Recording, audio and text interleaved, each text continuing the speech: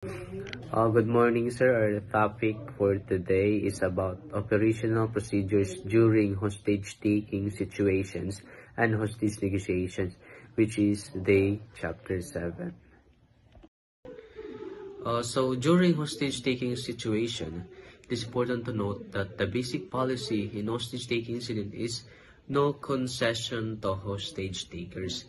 However, the overriding goals for any negotiations are the preservation of life and safety release of hostage. So the main goal of this is to preserve the lives of individuals or the victims who are kining kwan bitaw sangkot sa usa ka panghitabo, which is ang pag-release niya is kining hapsay during kining hostage taking incident. So the next is 4 courses of actions. The incident commander during the hostage taking incident can choose among these course of actions to deal with the hostage takers. The first one is mass officers and massive fireworks and assault. The second is use selective snipers, then use chemical agent, and the last one is contains the area and negotiates through the special trained negotiator. So kailangan mag-hired o usa ka well-trained nga negotiator para mapadali ang pagsulbad sa usa ka sitwasyon. The next is ICER method. So this pertains to the action that needs to be done by the fire responder upon arriving in the hostage-taking scene. So when you say ICR method, mao ni siyang action sa usa ka fire responder during or kining pag-abot niya sa usa ka kining hostage-taking scene. Next is isolate. Isolate. So isolate physical and psychological activities in the scene and keep and look beyond the safety line. So it means kining iset aside sa ang mga physical or psychological activities para kining mag-focus or unlock beyond the safety lines para sa kining kaligtasan. Next is C, which is contain. So contain the hostage taker's mobility to the smallest location in a building or exterior area and deny him the opportunity to observe the presence of police and their activities. So it means kining maglaan og usa ka mobility sa smallest location in the building or exterior area para kining tagaan siya og opportunity to observe the presence of sa mga police and their activities. The next one is evaluate the situation because the original report may not be what situation actually. So kailangan jud og kining suriin bitaw ini klaruhon og maayo para ang report is kining klaro og hapsay. Next is report. So the number and identities of hostage takers and hostages along with their clothing descriptions, precipitating event, size, and location of dangerous zone. So ginapasabot ani is kining para makabalota kung pila kabuk ang na-hostage or pila kabuk ang hostage takers, then ang ilang mga gisuot nga sanina, kining ilang precipitating events, ilang size kung unsa sila kadako or kagamya, then the location of dangerous zone. So the next is the important factors to consider during the hostage taking incident. The first one is intelligence gathering. So it focuses on identifying the hostage takers and hostage, determining the hostage takers' capabilities to resist an assault, identifying the weapon being used. So ang pinapasabot ani is the next is the important factors to consider during the hostage taking incident. So the first one is intelligence gathering. It focuses on identifying the hostage takers and hostages, determining the hostage takers' capabilities to resist an assault, identifying the weapon being used. So ang ginapasabot ani is kining kakayahan sa usa ka hostage takers or hostage nga kining pagkontra, so or pag-resist an assault. Then next is kining pag-identify sa kining weapon or firearms nga ilang gigamit. Next is motive. So it refers to the identification of what type of hostage takers are involved. Identifying the hostage takers could help identify their motives, leading to the successful resolution of the event. So ginapasabutan ni is kini pag-identify sa kini what type of hostage takers are involved. Then kay kung mapadali ang pag-identify sa usa ka hostage takers, then mapadali ang kining pag-identify sa motives, mas madali ang pagsulbad sa usa ka situation or kining nilang resolution of the event. So the next one is hostage location. So it refers to the identification of the exact location of the hostage and how they are secured. So sabot-abot na magigayo. So then the next one is settings. So it pertains the detailed knowledge of the hostage scenes, immediately visibility.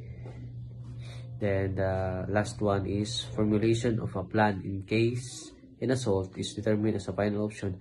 It must be planned to occur at a time that permits the assault team member to take their positions without detection and limits of the hostage taker's ability to resist. So, mo isang ang last is pinaka-importante, which is kining kailangan o kining klaro nga plano para mapadali ang pagsulbad sa usa ka sitwasyon or usa ka kining hostage taking incident.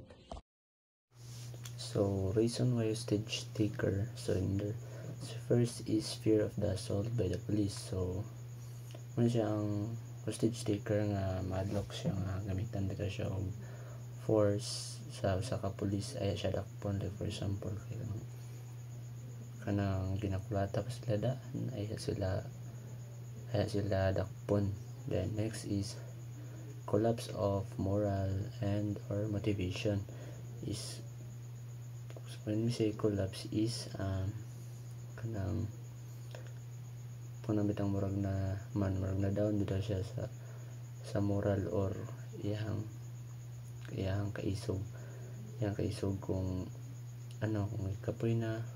ikapoy na siya o nawad-an na siya og kuan as ano motibo muna ni surrender na lang siya kay wala man siya asan mo motibo nga yapang padayon. And next is achievement of the goal or publicity. So kanang pagkabot sa iyang kuan bitaw kanang iyang tumong pagkabot siyang tumong kung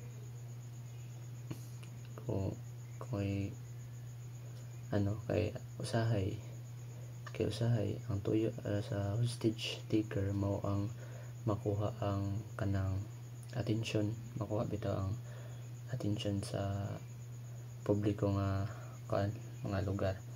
Then next is assurance of a peaceful surrender into custody. So gusto niya nga mohatag og mo surrender nga walay kadaot sa iyang kinabuhi kana bitaw mo surrender siya for kanang dapat peaceful surrender siya nga walay daotan niya mahitabo sa iya, then dili makahatag og gubot sa palibot. Then next is detection of group leaders. So pagdakop silang leaders, so kung may bawaan nila nga nadakpan na ang ilang group leader is masurrender na lang po din siya kay wala naman sila rason para mo padayon pa kay ilang leader kay nadakpan naman, so surrender na lang po sila. So PNP guidelines and procedure in handling hostage situation. So according to the to the revised Philippines National Police Operation Procedure Manual and the PNP Hostage Negotiator Handbook in handling hostage situation. So first is first responder. So this refers to the personnel responding to hostage incident and the preliminary responsible for minimizing injuries, strategically deploying personnel, gathering intelligence, and initiating a holding action to contain the hostage taker pending arrival of the SWAT, crisis response team, and the crisis negotiation team. So first responder mo ni siya ang first nga mo respond if na may tabo nga incident. Responsibilidad nila is first is secure the incident scene and establish perimeter security. So pasabot siguraduhan nga kontrolado og luwas ang lugar. Like for example is may mga kani sila mga gabantay nga nasa layo gikan sa incident. Like for example is dere nahitabo ang incident and sa unahan is naiga bantay bitaw nga na muna sila perimeter security. And next is do not allow unauthorized person at the incident scene. So dili tugutan ang mga walay katungod nga mosulod sa area. So reroute traffic flow if necessary. So kinahanglan usbon ang dalan sa trapiko aron pag nay mo respondi is dali ra maabot sila nga tuan na location or ahama na ang nahitabo nga incident. So next is last is clear areas for use by other responders. So iandam ang lugar para sa uban pang responders. Next is incident commander. There shall be only one IC holding at least a senior rank and or one with experience in hostage crisis situation or relative training. So siguraduhon nga kanang dapat usara ang IC or incident commander o siya usa ka senior officer nga naay kaagi bitaw sa hostage and crisis nga na. So decision and plans in dealing with hostage taking incident. So necessary plans that the IC needs to prepare after assessing the hostage taking. So first is emergency response plan. So emergency response highly depends on the threat posed by the hostage taker. So nakabi sa threat sa hostage taker. Then next is emergency response personnel should be properly identified through uniform and visible markings. So ang mga emergency personnel is kinahanglan klaro ug makita ang uniform or markings nila aron mailan sila nga emergency respondent sila. And so breakout plan.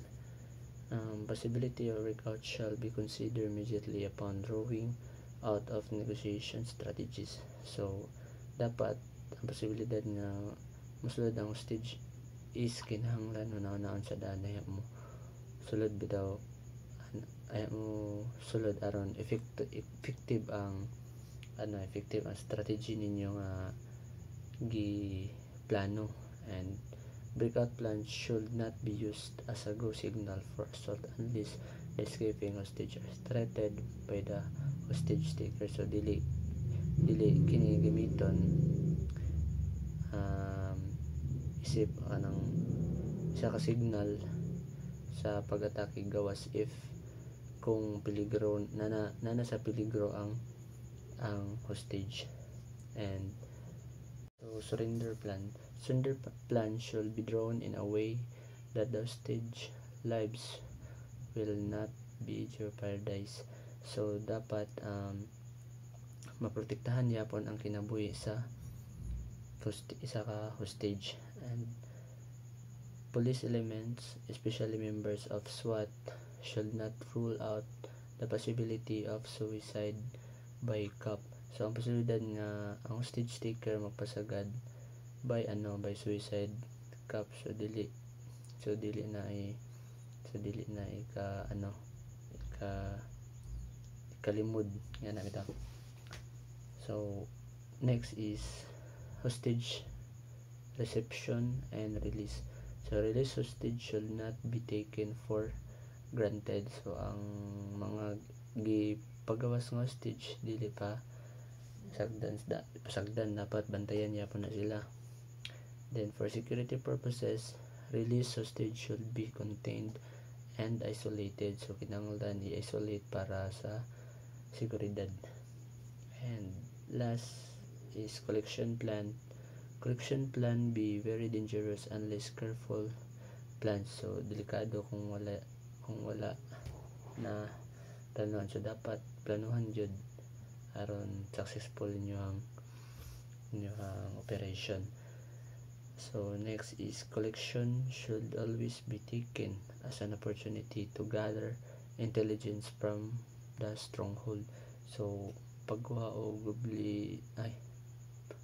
og ebidensya og impormasyon gikan sa lugar aron dugang detailed sa inyong plano para mag-gather intelligence from the stronghold. IC's 3 course of action. So the IC shall be guided by the following courses of action in handling hostage situation. So first is negotiate. So situation must be stabilized first before the start of negotiation. So siguraduhon nga kalma ang i-kalma or i-relax ang sitwasyon una. So next is always adhere to the ethics of negotiation. So sundon ang ethic and negotiation. Provide the relevant information to the tactical teams. So i-share ang impormasyon sa tactical teams. And next is arrest. Effect the arrest of the hostage taker when the situation warrant. So dakpon ang hostage taker kung mabot na sa iyang panahon nga naka-indicate sa iya or naka-impose sa iya. So use reasonable force in arresting the hostage taker. So gamita lang ang reasonable force. Gamitan lang ang reasonable force para ma-arrest ang hostage taker. So all evidence must be secured and properly documented. So ang tanan ebidensya dapat kanang naka-documented na. And 3 technical assault. So when peaceful resolution of the incident becomes impossible. So kung wala mahimo nga kalinaw nga solusyon. Tactical assault. When peaceful resolution of the incident becomes impossible. When all peaceful means were utilized and failed, and the hostage taker is determined to become more violent. So kung mas nagkagrabe na noon ang isa ka hostage taker or mas nagka-violente na siya og ayo. So tactical procedures to be followed in a hostage taking incident. So containment of the hostage position, also known as operation containment. This includes but not limited to the following. So first is stabilization of the incident. So pagkontrol sa lugar, and isolation of the scene, pagpugong sa hostage taker nga makasibat. or makalingkawas, blocking avenue for escape. So pag-block sa mga exit or agyanan sa hostage taker. So second is communication, establishing contact with the hostage takers is the first order of business. This may initiated by either the hostage takers or the authorities. So pag-establish og contact sa hostage taker daw, mahimo nga gikan sa hostage taker o gikan sa police or otoridad nga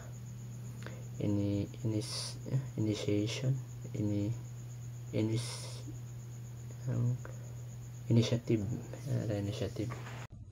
A problem-solving climate by showing a desire to understand and willing to help. So, ang example niya, kung naay hostage taker nga nagreklamo sa kahimtang sa trabaho, ang negotiator mosulti, nakasabot ko sa imong kahimtang karon. So, ato ka na siyang pangitaan og pamaagi aron nga masulbad kana. So, next is B. A climate of compromise by adopting a give and take attitude and by showing a willingness to bargain and yield when necessary. And example na siya, kay kung imong buhian ang usa ka hostage karon, imong kanang ang hostage taker imong istoryahan bahin sa kung unsay ang iyang gusto or gusto ba siya og pagkaon para lang nga mabuhian niya ang iyang gi-hostage nga tao. And next is visual and audio surveillance. After containing the situation and establishing communication, it is essential to gather information. So, kana siya visual and audio surveillance. Usa kana siya ka pamaagi aron nga makakuha kag communication, makakuha ka og information pinagi sa binocular, telescope o telephone. And next is assault alternating. This refers to the responding to hostage taker once the decision to engage has been made, when the victims are in imminent danger of injury, and when the victims are in imminent danger of death. So kana siya sa pamaagi nga aron nga mas mapadali ang pagresponde sa usa ka hostage nga matabangan ang pagdali nga pagresponde sa mga SWAT or police aron nga dili malagay sa peligro ang ilang kinabuhi. Next is hostage negotiation and recovery is a systematic process of starting to work on a task of negotiation and dealing with hostage takers. So kana siya usa siya ka mga systematic nga pamaagi pagbuhat sa pagsugod sa pagbuhat sa trabaho aron nga ma-negotiate nimo ang hostage taker nga sulbaron ninyo ang problema or para mabuhian niya ang usa ka hostage. And next is critical points to remember in negotiation. Here are some important reminders in negotiation according to the PNP Hostage Negotiator Handbook. All negotiators must be willing to work with those who have conflict interest. And next is the goal of negotiations is to reach an agreement that will benefit the concerned individual. Example ani kay kinahanglan ang tanan negotiator anda magistorya bisan pa man ug nagkalahi ang ilang mga interes, kay ang tumong sa usa ka negotiation mao nga ang magkasinabot ang duha ka grupo para sa kaayuhan sa tanan. Number 3, least need. A party is a weaker position if he or she has a greater need to do business than the other players in the process. Kana siya pasabot kung ikaw dili ka desperado nga pagkatao, mas naa kay confident nga motrabaho, mas lig-on ang imong confident or mas dedicated ka nga matrabaho. 4. Credibility. The negotiator's background must be clearly stated to create an impression he or she is trustworthy to handle and resolve the issue involved. Kana siya, example na niya kay masaligan ang imong pulong or masaligan ka nga mubuhat ana nga trabaho. 5. Willingness to take rest. It refers to the power at the negotiation table. So, andam ka nga musugal sa imong kinabuhi or sa imong kagalingon para sa imong trabaho. 6. Commitment. Dedication and support all members of the negotiating team spell success. So, kada siya pagsuporta nimo sa imong grupo or sa imong member sa pag-negotiate aron nga ma-success ang trabaho. Number 7, expertise. A negotiator who is widely recognizes as a expert has a advantage and negotiating. Kung eksperto ka ana nga trabaho, mas daghan ang tao nga magsalig sa imo tungod kay nakay kahibalo or nakay knowledge. Number 8, empathy. Empathy with the other party gives greater insight into their personal, psychological, and organizational needs. For negotiation stage, the preliminary stage, create a climate conducive to the positive exchange of view. Negotiation stage, and each stage has corresponding tasks to be done in order to execute a negotiation properly. So, ang example ani, paghimo og mga maayong relasyon or ug pagsabot sa mga pamaagi saon pagsulbad ang usa ka problema. Sample, ato ning sundan sa klaro walay mosulod nga military. So nga na ang usa ka pamaagi sa usa ka hostage taker. And the opening stage, opening position or initial offer must be clearly staged. And example, ang akong hangyo kay ihunong sa pulis ang pagbarikid sa dalan. So nga na usa po na siya kapamaagi sa mga hostage taker aron nga sila makakuha og usa ka information or sa ilang gihangyo. And number 3 is the exploratory stage. Identify the order parties underlying demands and need through active listening and proving through asking questions. Kana siya kung nakasabot ka sa gibati sa pikas, mas maayo ang dagan sa inyong trabaho or mas plastar. Hostage crisis negotiation. Negotiation must be conducted in accordance with the policy of no substantive concession, release of prisoners serving sentence in prison, major policy or constitutional changes, escape from the prosecution of any person, capitalization by any authority. So kana siya ang negotiator nga eksperto ug taas og kasinatian mas dali or mas nakabalo unsaon pagpakalma sa hostage taker. Ang pasabot ani kay imong storyahon ang usa ka hostage taker kung unsa may iyang tumong or nganong iya man kanang hostage ang usa ka tawo.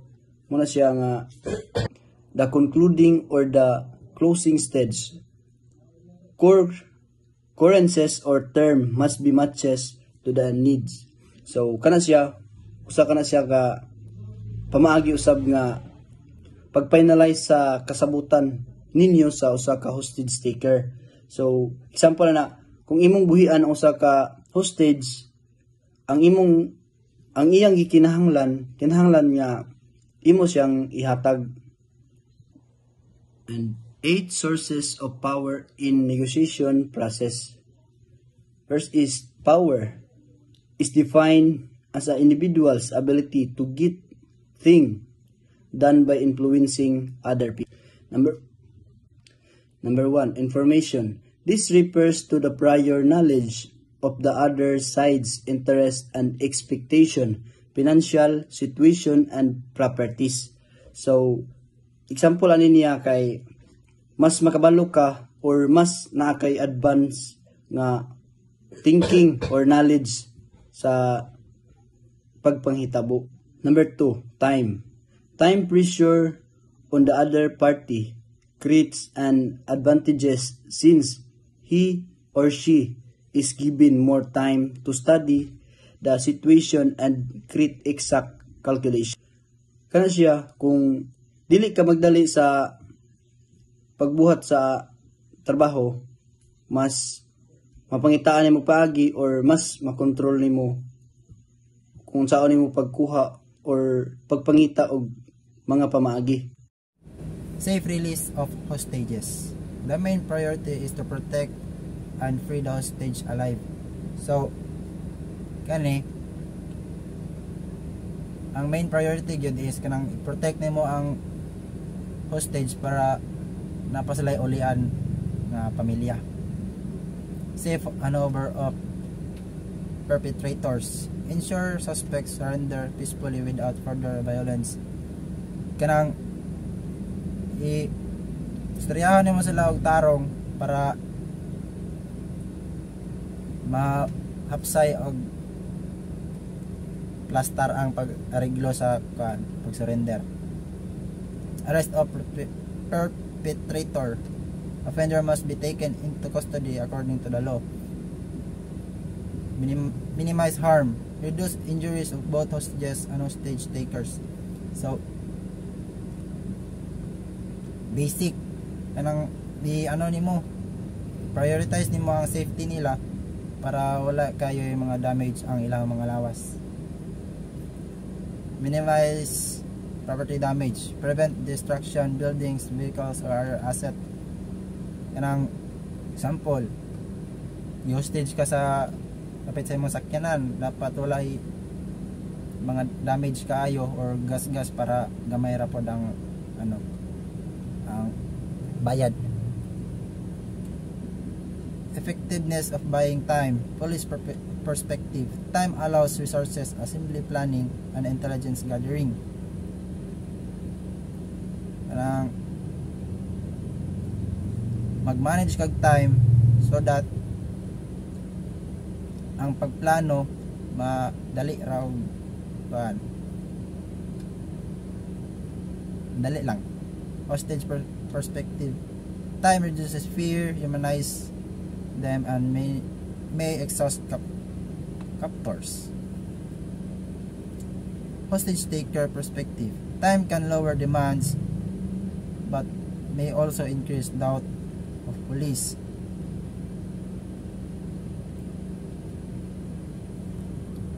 Sa checklist. Incident details. What happened, who is involved, where and why. Anang mga tana ka sa mga naka-witness kung kinsa ang ay unsay nahitabo, kinsa ang involved, asa ug ngano. Stronghold details, location, mobility and visibility inside and outside. Kanang matunto ni mga location sa incident nang maklaro ba sa gawas o sa sulod. Hostage, number, age, identity, and involvement in the incident. Kanang saktuhon nimo og nang hunahuna og pilay edad sa nakuan ay pila sila unsay mga dalang armas ug uban pa. Qualities of negotiators. Communication, calm, clear, and active listening. Kanang kalma kay kastanan, kanang og kalma og klaro ang imong pagpaminaw. Cognitive skills, quick, strategic, and intelligent thinking. Pas na kay strategy og kanang gahaman kay ka sa imong pag-una-una. relationship with people. Show empathy, social confidence, and friendliness. Kanang mangita ay kanang magpakita og kuan. Kanang mayong tao sa ubang pong tao pod para hapsay. Professional competence, ethical commitment, committed and driven in their role. Anang committed gid ka sa imong kuan bitaw na imong trabaho na gi-assign sa imo. Personal qualities, patient, resilience, confident, and calm under pressure. Kanang taas kay kag pasensya para in case of na kay ma-interact nga tao nga kanang kataranta, dili kay ka ma-pressure og maayo. Tas kaning gipakita sa diagram kaning how negotiation team fits into critical incident management group. Kaning nasa taas, on the scene commander oversees everything, supported by operation, service, support, and ninja groups. Kanang inasuportaan siya sa tanan, kanang pati sa operations, service, support, kanang mga sa palibot nimo o kanang mga media kanang ga document para ibalita.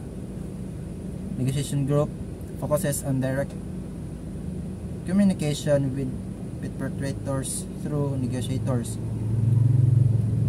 The crisis negotiation CNC organizational structures is led by the CNT team leader supported by primary negotiator kanang ga kuan gastorya directly sa mga hostage takers kanang ga pang kanang naay mga armas.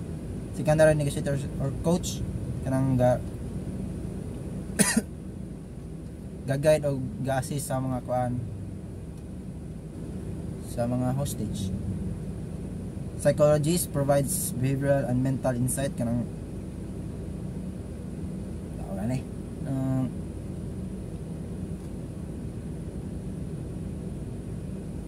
kanang i-ensure nila nga okay ra yung mental insights. Intelligence or recorder gathers info and documents the negotiations. Kanang pangutanon ka kung unsay mga nahitabo para masabutan ang tanan.